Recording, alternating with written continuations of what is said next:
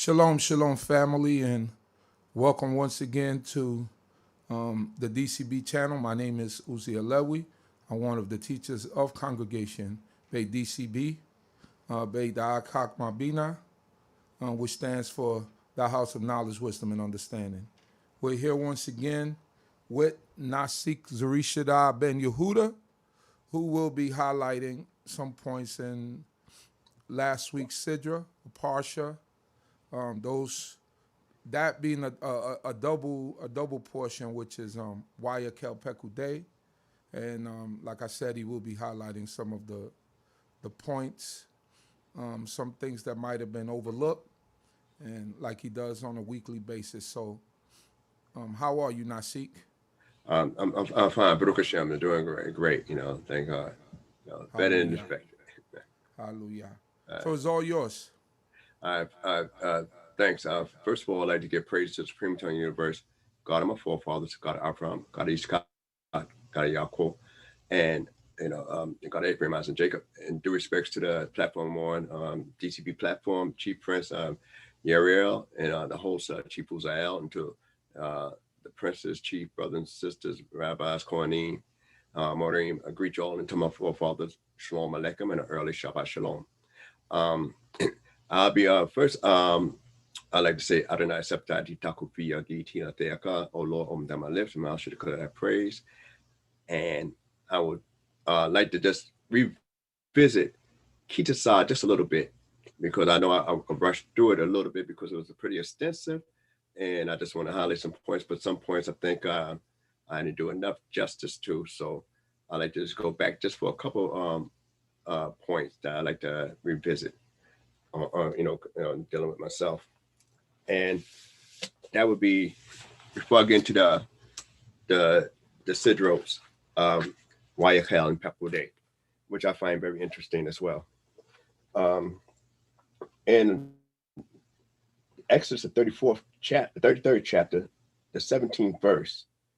I like to just point out the revelations. So a lot of people spend a lot of time on the revelations that Moses had on the mount.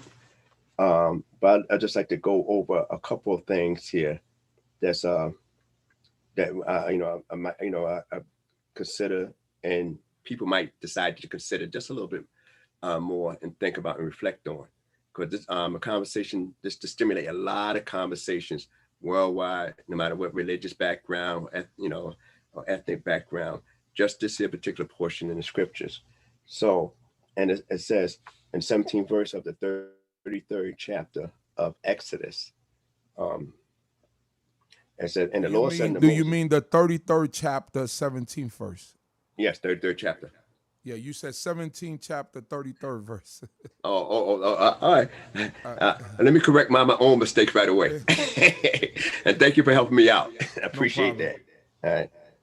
That's why I said, friend near better than brother fall. So, hallelujah. All right.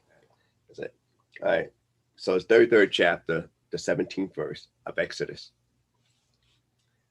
And it says, and the Lord said to Moses, I will do this thing also thou hast spoken, for thou hast found grace in thy sight.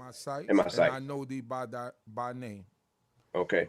Now, and then right then and there, last time somebody just mentioned about finding grace, and then when you said the Creator say two people who you mentioned about finding grace. First was Noah, and then now Moshe. It's the second person that you read about that the Creator himself said, you have found grace in my sight.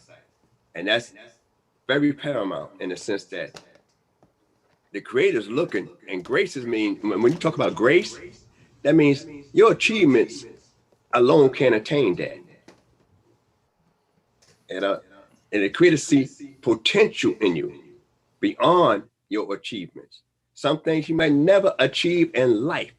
When you get grace from the Creator, it's regardless of what you had achieved before and what you could potentially achieve in the future.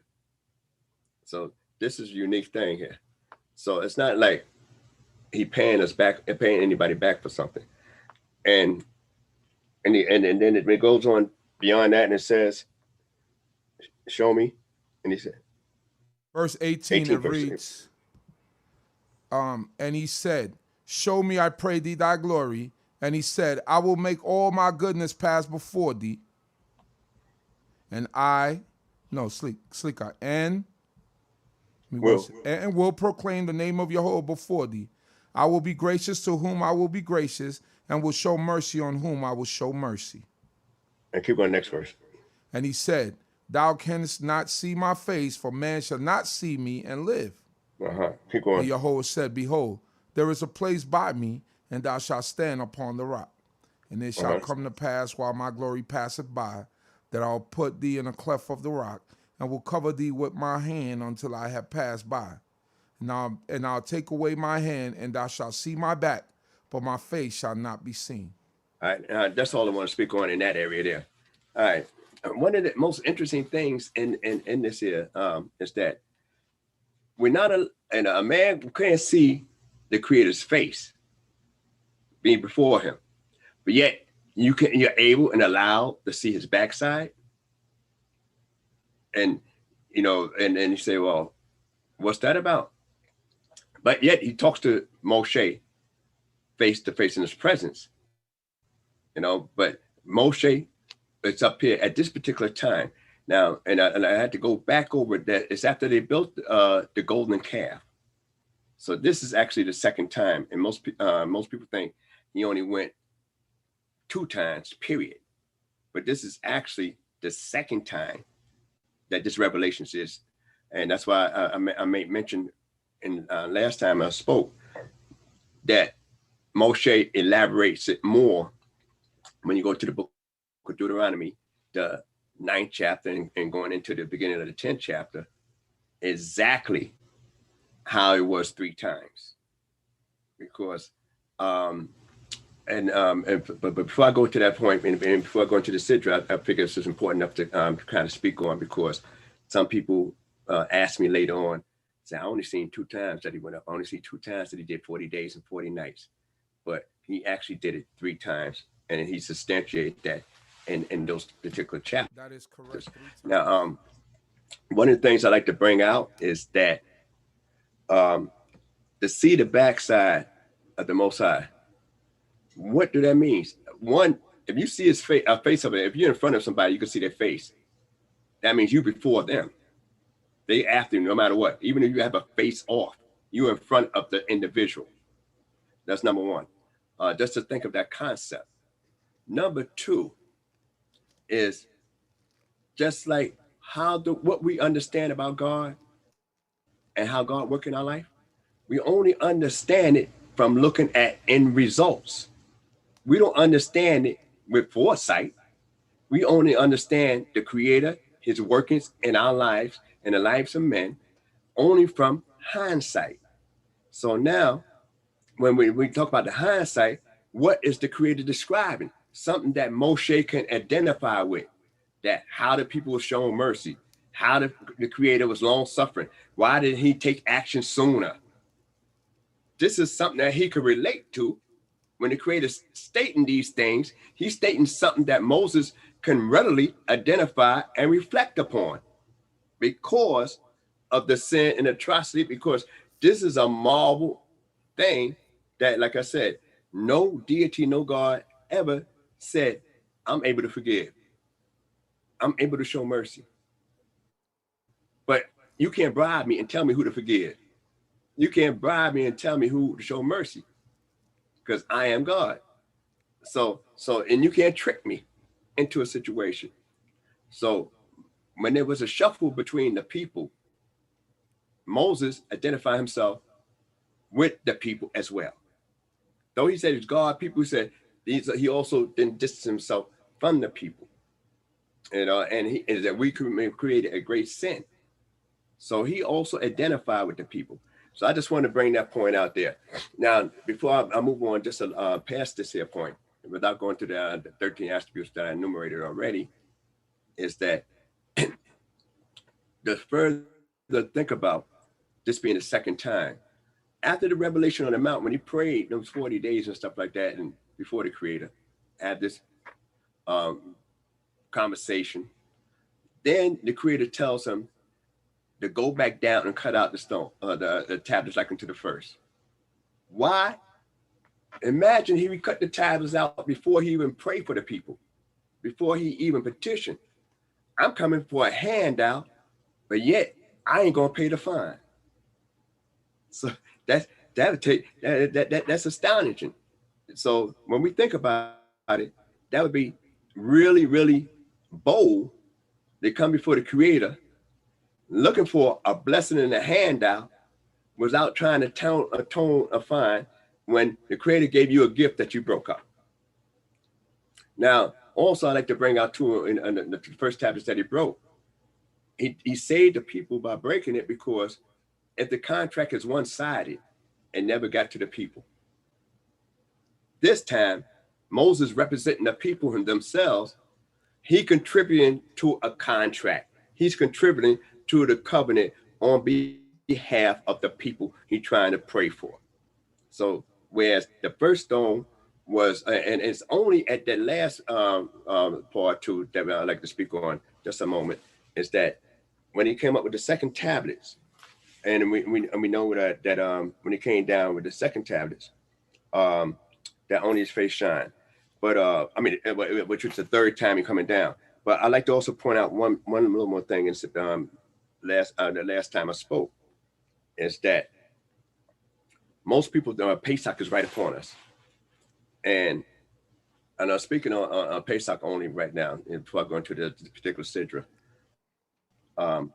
Is that most people think of Passover is not as a feast, but in this here sidra in Kitchasah, it's called, Chag Pasach.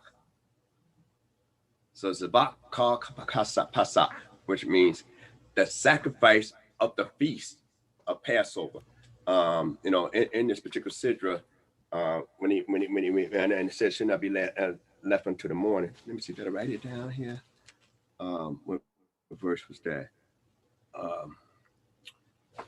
30. I know it's 34 chapter. Okay. 34th chapter. Let me just find that just one moment before we get up out of this. All right.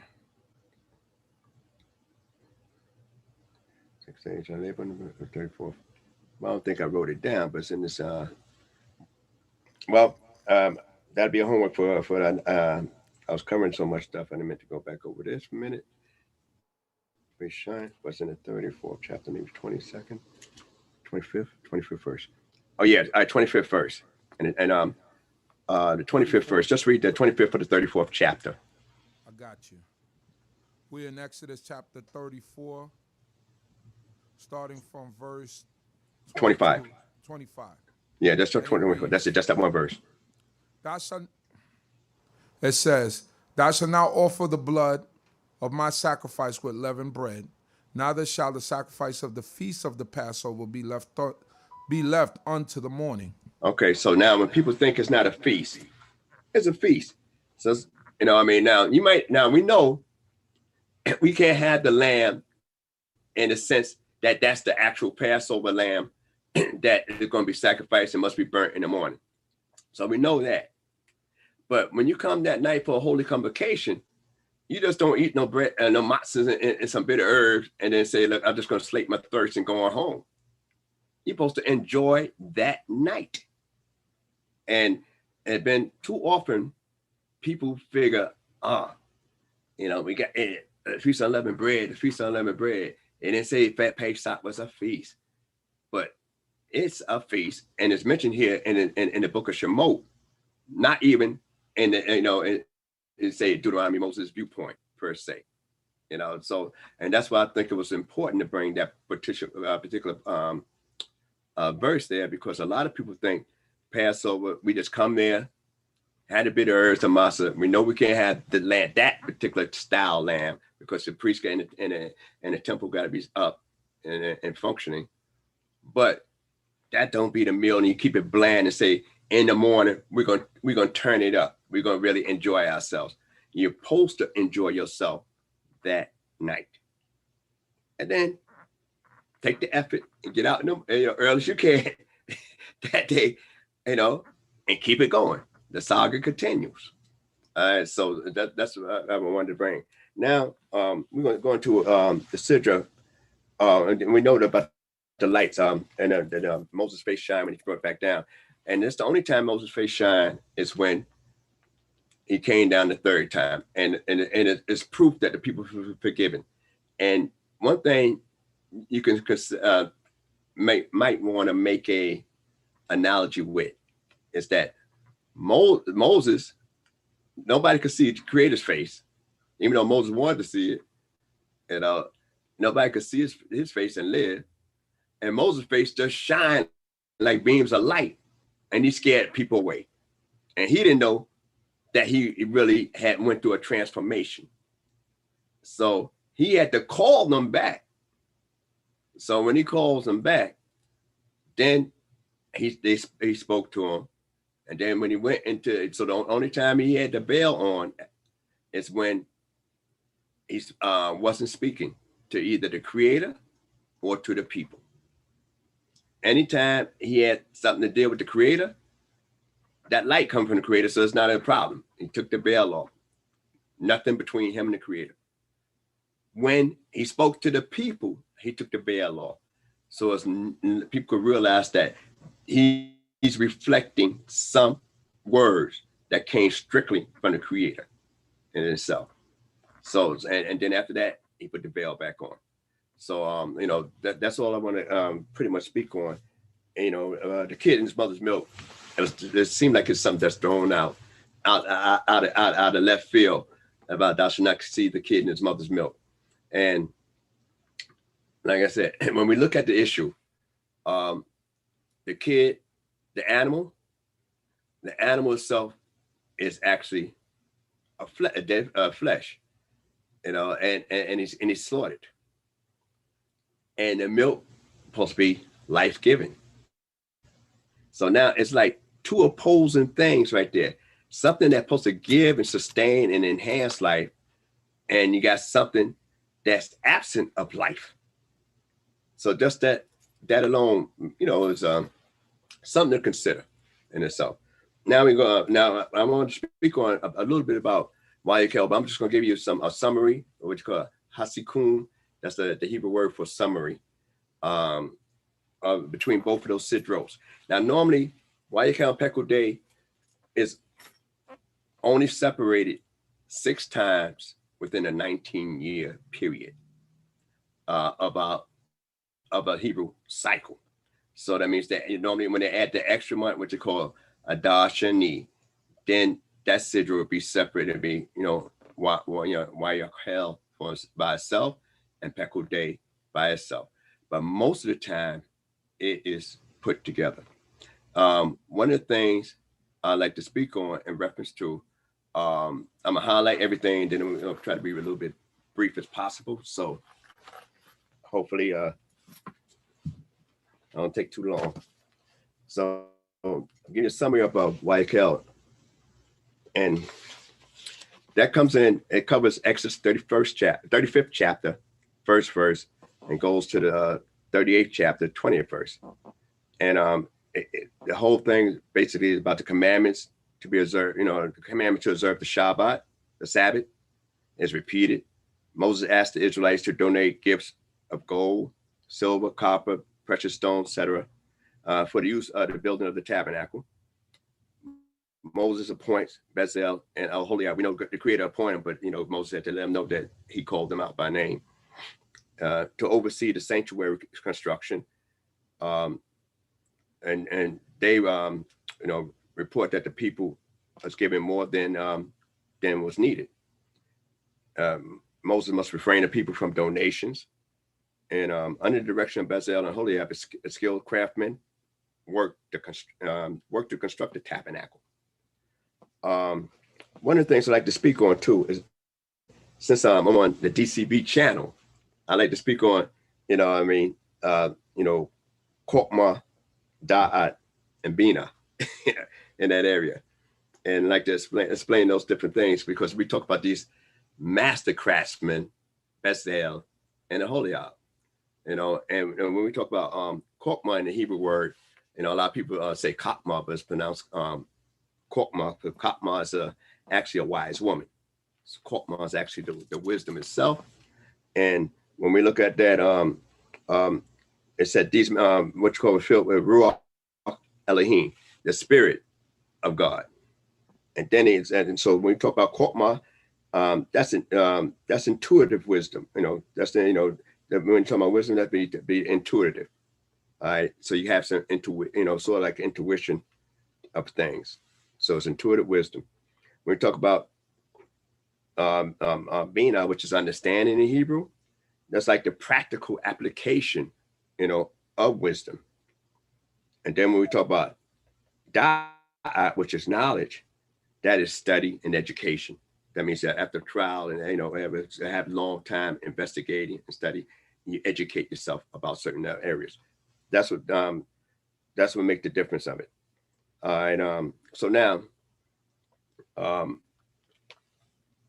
before I get into Pekudei, I wanted to speak on Wayakel at first, and then I'll get with Pekudei. All right, so in Wayakel, in the opening verses, it's talking about assembly. Assemble all the congregation of the children of Israel and send it to them. These are the words which the Lord had commanded. All right, now there's several words for congregation in Hebrew, and two of them is often used in the book, and that is Qahal, Adat, and it's a third one named Zebul. Now, when let's deal with the third one, Zebul. And some synagogues and some brothers that follow more of a traditional rabbinic approach, they use the word, they have a thing called Shalak Zebul, which is one that might lead the service sometimes in a congregation. Other terms are referred to as a cousin these days, but there's a slight difference between the two. Now, a Zebul is a congregation or a group of people that come together. When they come together for personal reasons. So now, when they come together for a personal reason, it's like, oh, today I got to pray. I got to say a prayer at this time. Like Muslims come together, call for prayer service. So some people will come together to have, and especially those that follow a rabbinic tradition, to have a certain member. They might want to say Kaddish Atom, which is a prayer inspiration behind a loved one that was lost, passed on. So they would come together, or they just come to say prayer, period. They say this time of the day I want to say prayer. At least twice a day I want to say the Shema, and I want to say it in a congregational setting. So those groups is often you see at the Western Wall in Jerusalem, in different synagogues throughout the week. They just come there and say, they want to say, Shachari prayer, and some, and some might do, come in for, Menka prayer. Very few of them might show up for Ma'ariv, but they would basically do those prayers and just come. Don't have to know anybody, but everybody's praying to the same God, and they're going to use the same prayers. So now, that common ground is that we all here to pray. We all here to pray for the same God, and we all going to use pretty much have the same formula for prayer. After the prayer is over, I don't know you. I'm gone. That's the Zebul. Now, an Adat for a congregation is usually when people started getting into problems, and rise up. And when like Korach's congregation, that's called an Adat. So, even though the word have a root for wisdom, that's Adat. So usually, when you use the term, Adat is a congregation. The actual men that was sent to spy the land tour the land for 40 days, that's an Adat. They was called an Adat. So now they all, and in Adat, people know each other, and they come together. And also the congregation that had to deal with the golden calf, pretty much. The people that deal with that is more so in Adat. So they have a purpose in mind, but the purpose don't always, it could be good or it could be bad. And they have to know each one another. They have familiar backgrounds, familiar roots and ties, but the purpose could be good and the purpose could be bad. Now, when you talk about a quahal, that means you have one purpose, one aim, and a good intention. Now, unlike Zabur and Adat, which is in Hebrew is only used as nouns, quahal is not only a noun, but it's also a verb of action. So that makes the difference between when we talk about the Zabur, who just come and go and have no more ties with you, and a dot that might come and go, but it might be a positive thing or it might be a negative thing. But when you talk about a quahal here, now that means that it's talking about a positive assembly in this particular thing.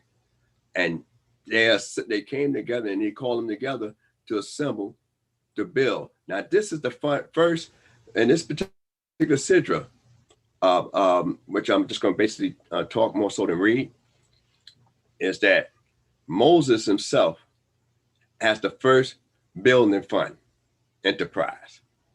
And he's the chairperson of the building fund. So this is the first actual building fund, and you have a chairperson. Now, I'm not saying that other people didn't get money to build edifices, but they got their money by any means necessary. And some people had contribute that didn't want to contribute.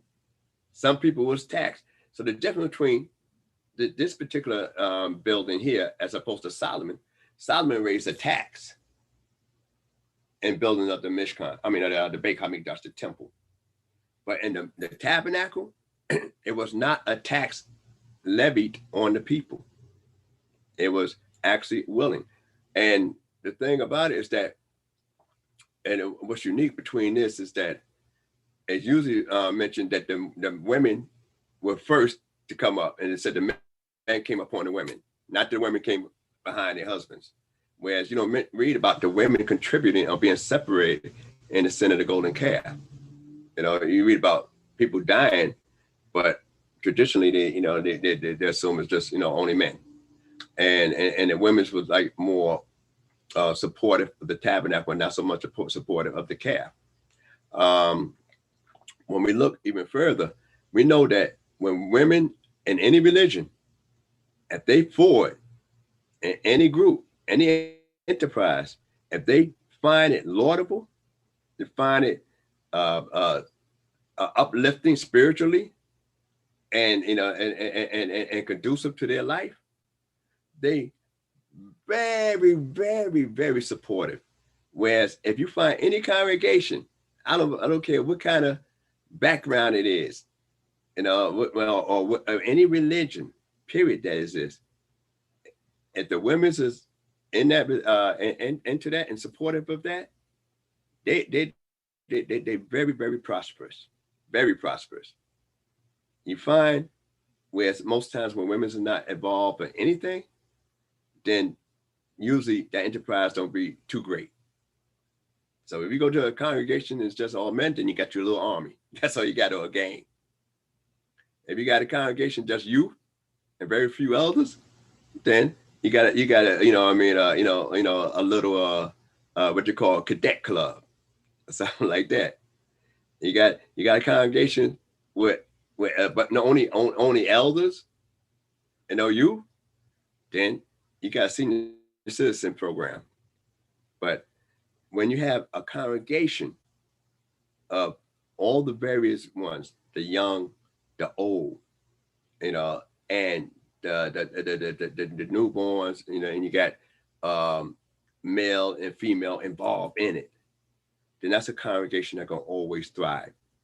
And this building fund that is being worked upon is worked upon with, whereas that Moses was told in the Sidra Teruma to go and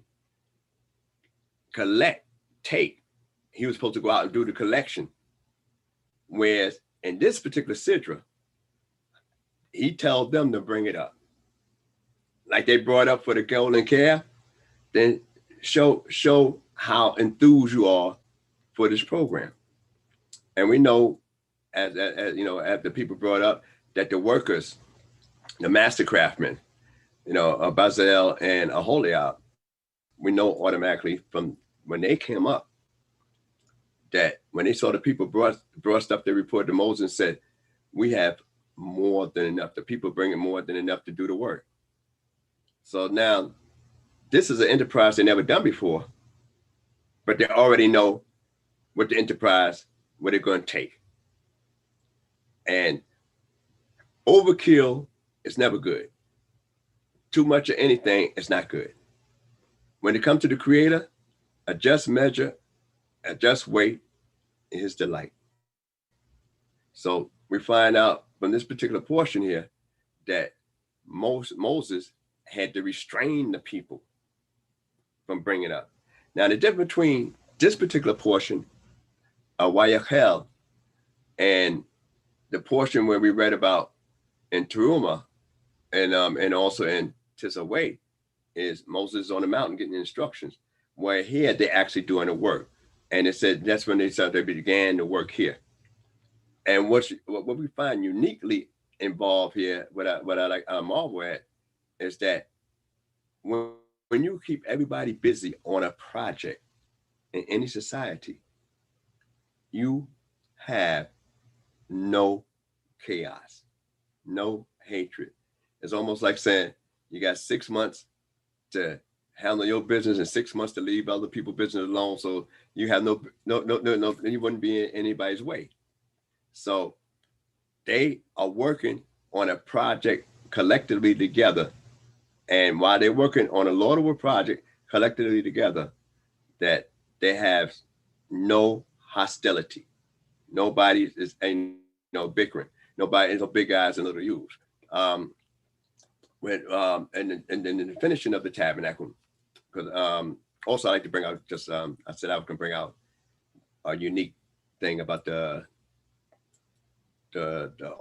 table of showbread, and also on the table of showbread, and the golden altar, and also the Ark of the Covenant, and when it was making it.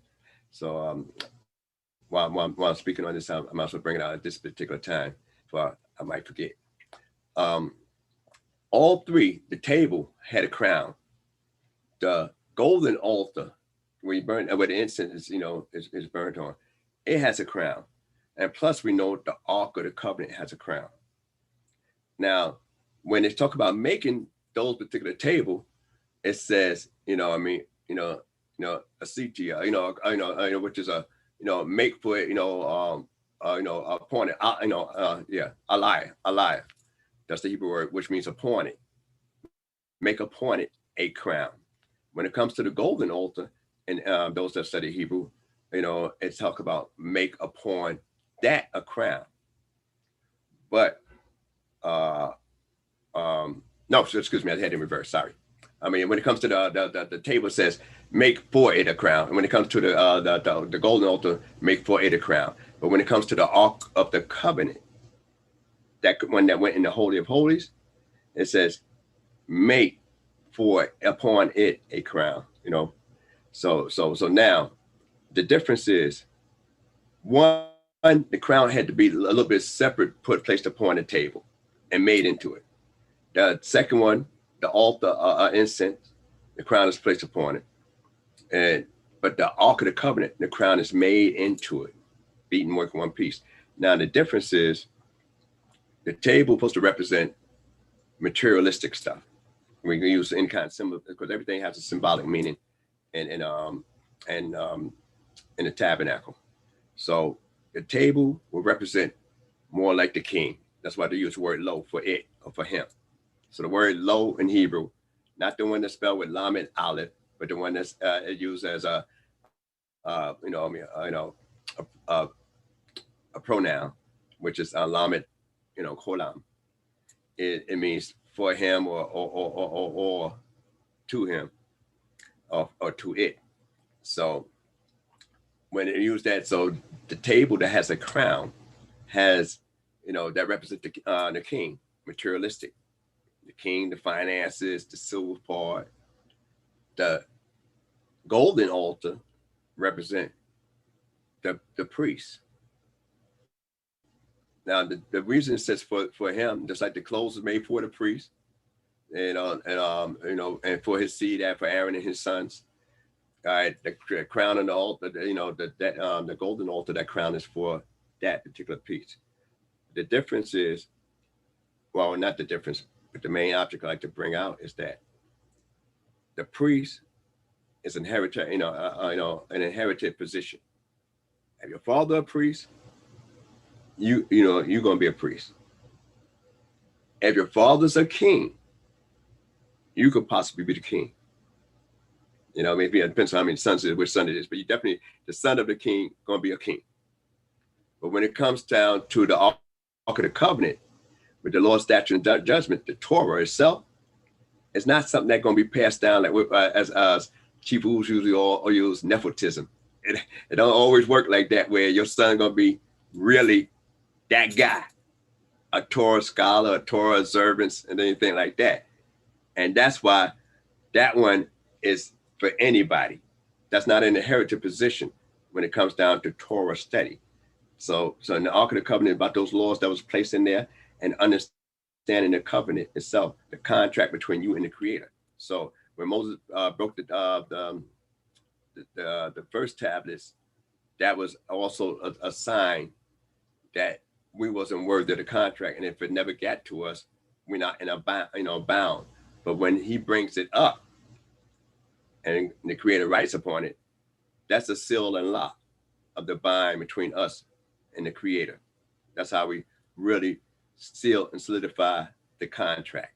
Also, when we look at one more thing I'd like to speak on is about Wayakel, is that when we focus on the actual finishing and completion of the Mishkan, is that the Mishkan itself, everything that was said concerning the creation is pretty much similarly said concerning the tabernacle, the Mishkan. I'm just going to bring out some of the things that might have been said. About pretty much seven things that was pretty much said. As you normally say, God saw it was good. So they got the Creator seen. Moses saw the works of the people and said it was good. All right. When God finished his works, the people would finish the works. When the Creator rested on the seventh day, the people rest. From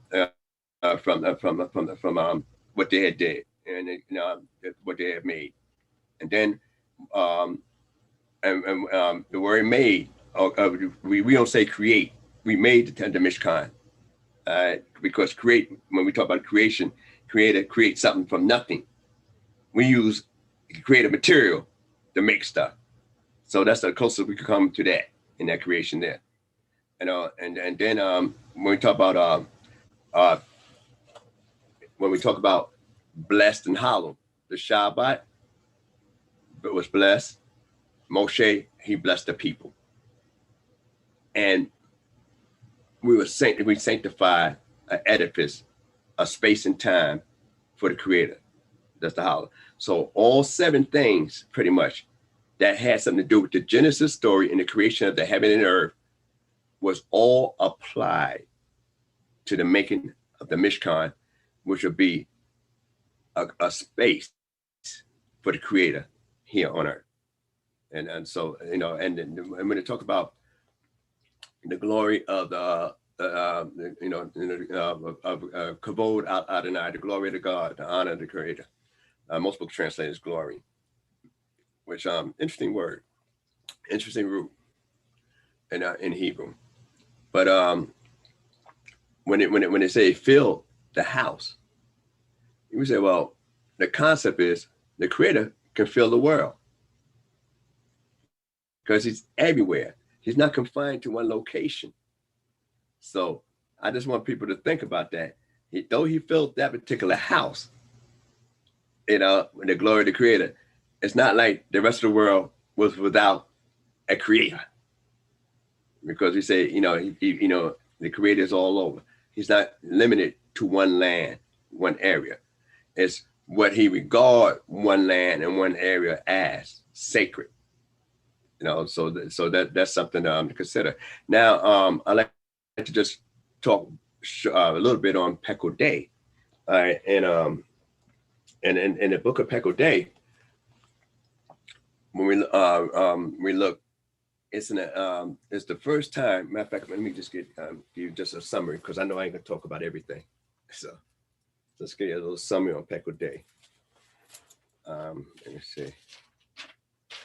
All right, Pekudei starts in the 30th chapter, the 21st verse, and it goes to the 40th chapter, the 38th verse, which it completes the book of Exodus. First of all, it's a description of the records kept of all the work and materials used in the construction of the tabernacle, as well as all the donations by the Israelites. Moses and the Israelites celebrate the completion of the tabernacle by anointing it, and God, presence filled the tabernacle, and the people and leads the people throughout their journey. So that's pretty much what that's going to be in reference to Pekudei. I'm just going to have Chief Woods just read the first couple lines of Pekudei, which is Exodus, the 38th chapter, the 21st verse. We're in the book of Exodus, chapter 38, verse 21. And it reads, Hallelujah. These are the accounts of the tabernacle, even the tabernacle of the testimony, as they were rendered according to the commandment of Moshe, through the service of the Levites by the hand of Ithamar, the son of Aharon, the priest, and Bezalel, the son of Uri, the son of of the tribe of Yehudah, made all that Yehovah commanded Moses. And with him was Aholiab, the son of Ahisamach, of the tribe of Dan, a craftsman and a skillful workman, and a weaver in colors in blue and in purple and in scarlet and fine linen. All the gold that was... That's good enough. That's good enough. I just want to focus on the 21st verse. Said, and these are the accounts of the tabernacle, even the tabernacle of the testimony, as they were rendered according to the commandment of Moses, through the service of the Levites by the hand of Ithamar, the son of Aharon, the priest. Now, Ithamar, his job was to make sure it be erected. Now we had one time when they talk about the tent of meeting, which I glossed over when they talk about the tent of meeting from the sin, because you had one time the tent of meeting was Moses' tent. That's before the tabernacle was erected. But once the tabernacle was erected and operating and functioning, then that became the actual tent of meeting. But when we had to move or disassemble and make sure things is taken care of or brought back together, that was Ithamar's job.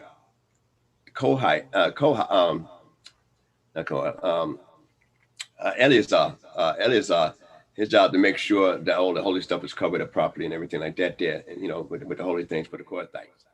But Ithamar was over this the material stuff.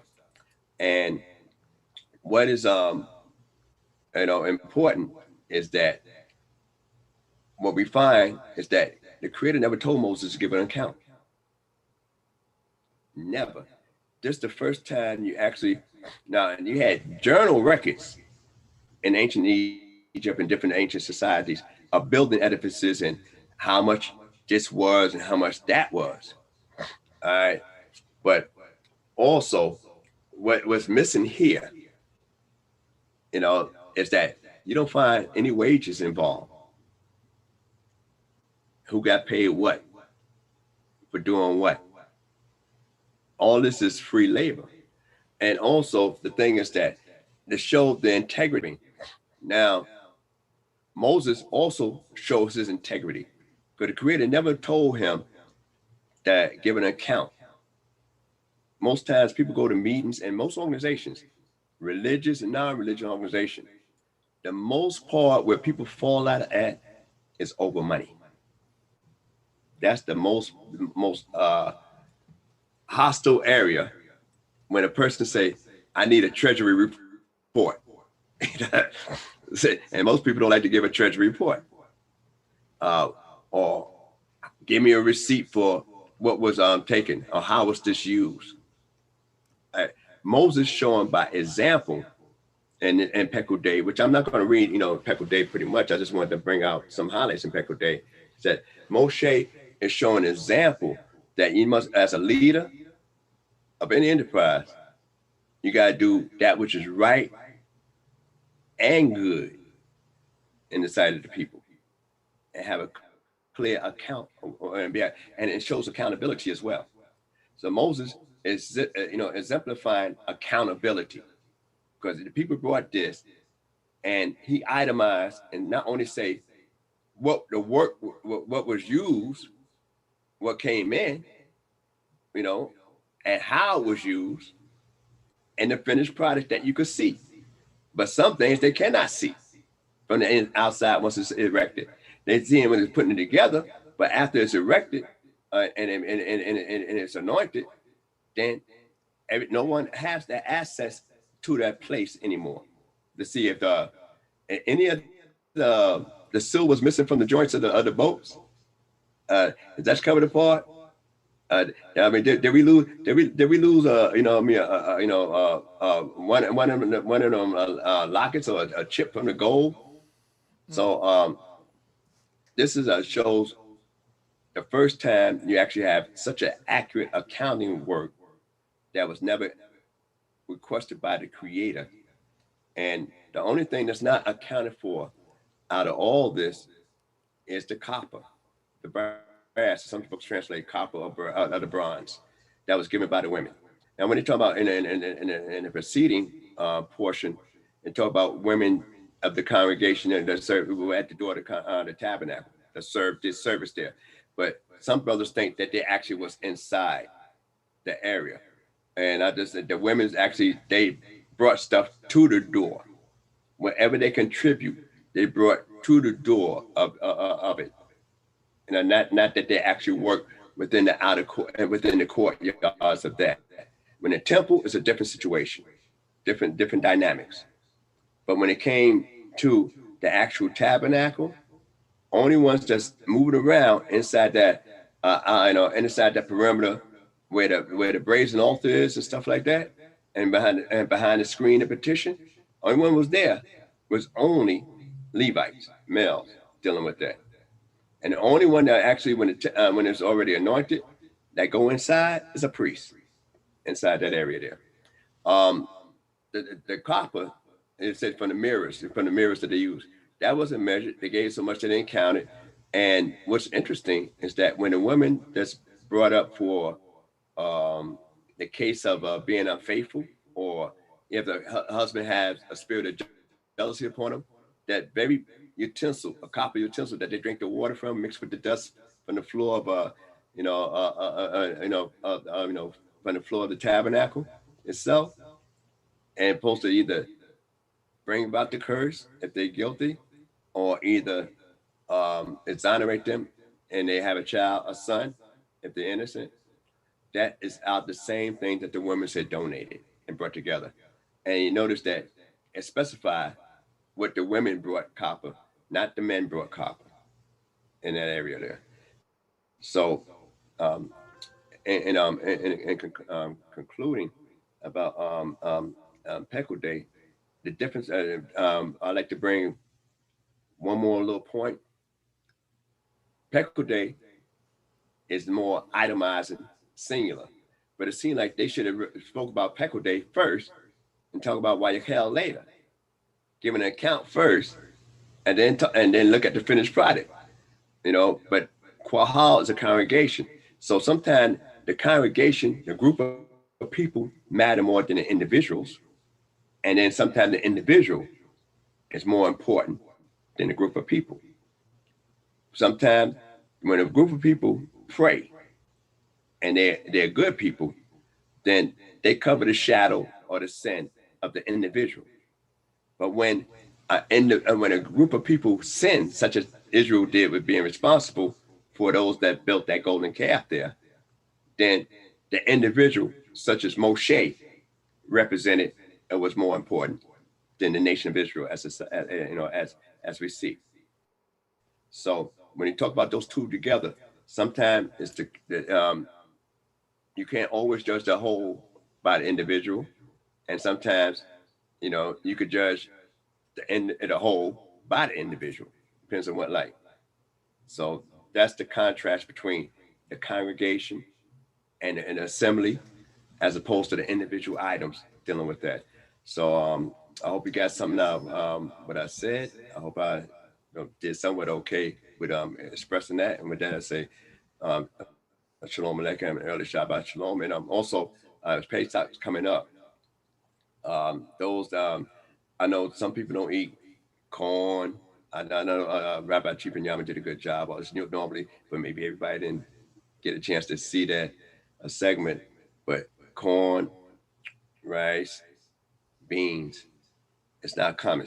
The reason, and when people look for like saying sodas and stuff like that, that says kosher for Pesach, and some that don't say kosher for Pesach, is because those that adhere to not eating corn during that particular week of CHOKMAH, the Feast of Unleavened Bread, corn syrup is in most of the sodas. So when the sodas that don't have it, they mostly be made with sugar cane, from sugar cane, the sweetener. So they don't have a problem. So when they say kosher Pesach for the soda, it's just basically because the product and the sugar, the sweetener, is from sugar cane.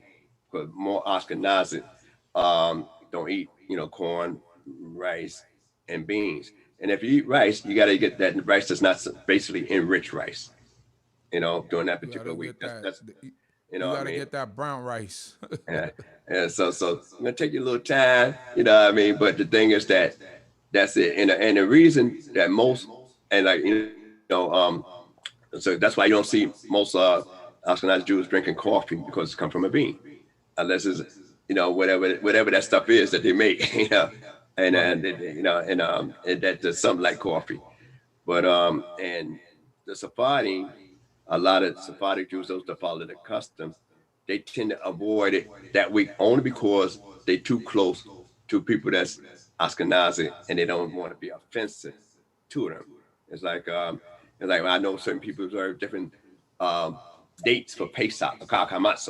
Doing that, so I know certain people observe different dates for CHOKMAH. So I tend to limit my visit, and if I do visit them anywhere during that particular week that they're observing, that might be different from mine, I don't bring anything in, unless it's water. That's about it, and usually wine is kosher all year round. If it's kosher all year round in that area. So when people think about wine and stuff like that, there as being, because they look at the term chametz and saor, and wine itself is being fermented is not considered the chametz. That's what the Creator talk about. It's 5 grains that most people try to be careful with, and that's the 5 grains that's indigenous to the land of Israel. It was barley, wheat, oat, rye, and I think spelt was the other one. Spelt, right? Yeah. So those 5 grains, pretty much, that's indigenous to the land of Israel. And the reason Ashkenazis used to then eat that, because they used to rotate their crops. So it's another history on it, but I'm not going to belabor it in this particular time. So for those, hopefully you prepare for Pesach and observe it, and you enjoy that night, and as well, which is coming up not this weekend, but the next weekend. And with that, I say Shalom Aleichem again, and early Shabbat Shalom. Any mistakes been my own. And any comments make about what I said. Torah about Nasik. May the Most High God bless you.